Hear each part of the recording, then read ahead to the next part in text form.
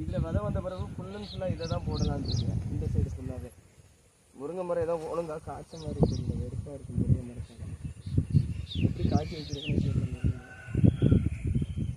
ஊரில் எல்லாரும் முருங்கை நல்லா காய்ச்சிருக்கு, என் முருங்கை மட்டும் காய்க்கவே மாட்டேங்கிறேன்.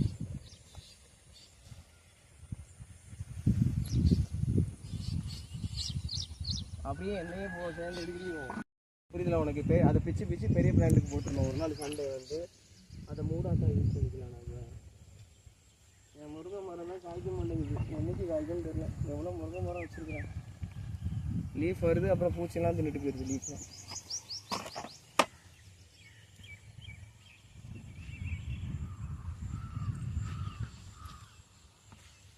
அதில் மேலே டாப்பில் கொத்தவரங்காய் போடணும்.